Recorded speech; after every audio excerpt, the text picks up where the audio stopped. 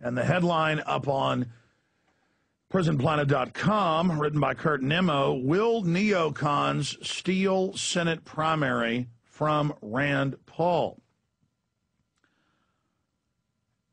Paul's opponent, who is Kentucky's chief elections official, that's illegal all over the country, but the election commission run by him said it was okay, suspiciously confident despite 18-point deficit.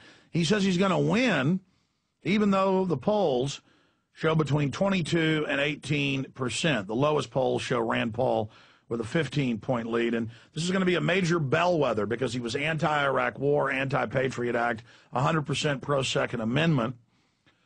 And this shows that the Tea Parties really are libertarian and constitutionalists, not Republican hacks. And Frum and Dick Cheney and all the big neocons have lined up against Rand Paul.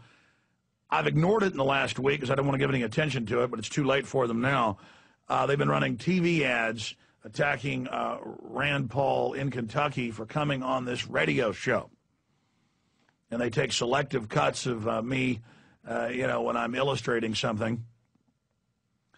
I was watching YouTube clips of Rush Limbaugh last night. He acts goofy sometimes, too. I mean, we're radio hosts.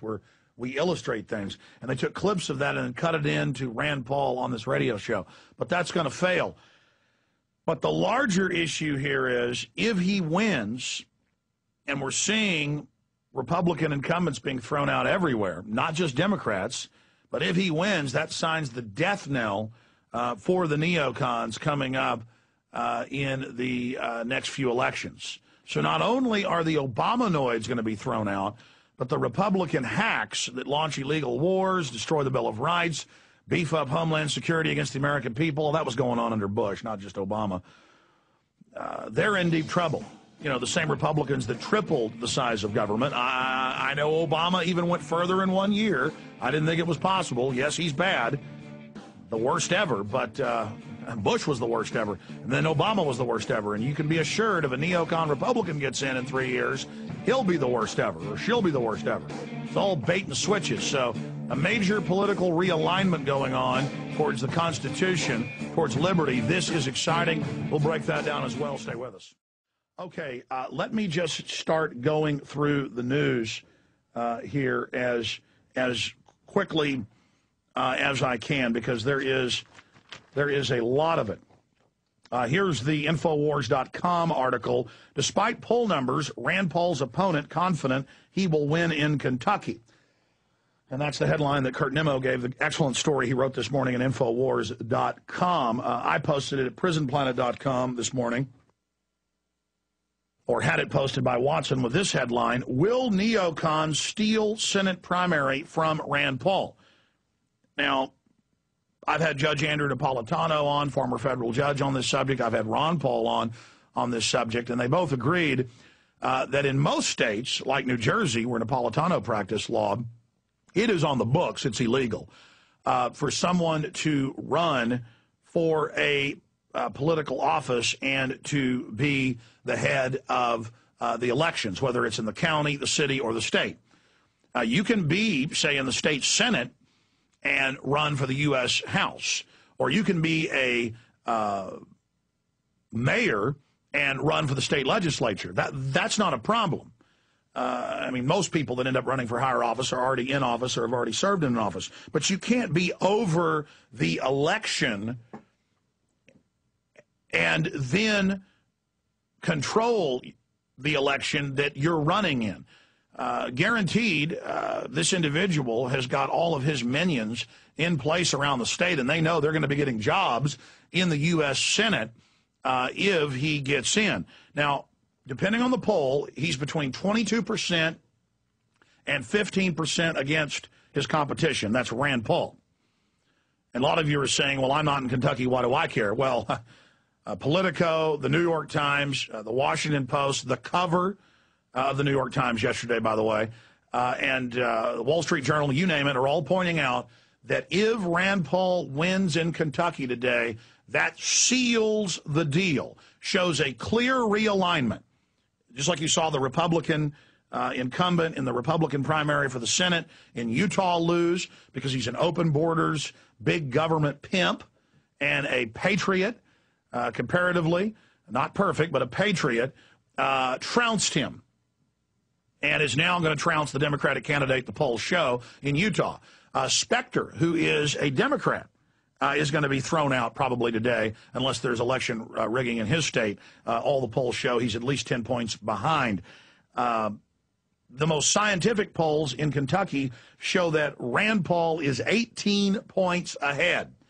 3 separate polls show him 18 points ahead. One shows 22, several 15, 16, and 17. But 18 looks like the number here. When you study polling science and reputable polls, when you get multiple polls coming in with the same number, with a margin of error, depending on the poll, of 3 to 7%, and you've got 7% that are undecided, any way you slice it, even if you take the margin of error and give it all to the neocon candidate, even if you give all the undecideds to him, Rand Paul still wins heartily by 4 points. So there you have it. And they went to the Elections Commission. They went to the Ethics Commission, the Rand Paul campaign. They tried to block this. They said that he needs to recuse himself from overseeing the elections, at least for the duration of the campaign. You know, he can go back to being the election head, if he loses.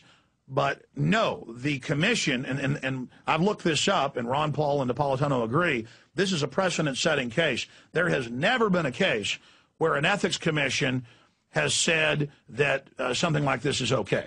I mean, this is ridiculous. It's like having Goldman Sachs former executives in every regulatory commission over Goldman Sachs bailout money, or having Henry Paulson, when he was Treasury head, giving himself a waiver for, $212 million of payments to himself, and he gave himself the waiver.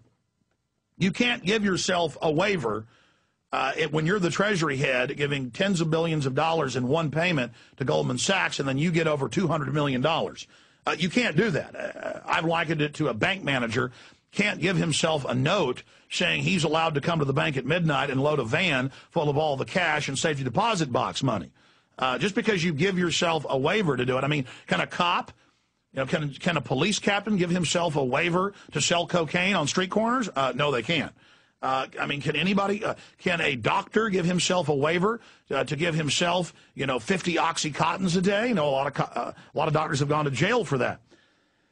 So you can't do this because you're in a position of authority. It says, again, here's the headline: Will neocons steal Senate primary from Rand Paul? I don't think they can be this bold. When they're 18 points behind, I don't think they can be this bold. And even if the election official isn't bad, Trey Grayson, even if he is a good guy, and he may be, though he's been playing some dirty tricks and has been supported by Goldman Sachs and been a big supporter of AIG, but let's just say, even if he's a good guy, what about the people under him that are over the elections that stand to get jobs when he goes to the U.S. Senate? So if Rand Paul loses today, there is no doubt it was stolen. And what have you seen in Florida and Ohio and other places? Both parties do this, and party people do this to their own party. This stinks to high heaven. In fact, here's my comment on the article.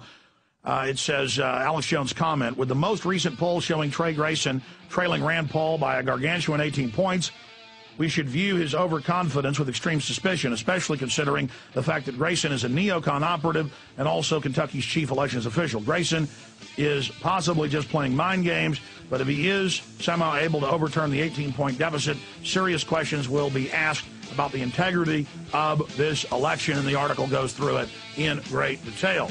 Okay, I'm going to shift gears into other news straight ahead.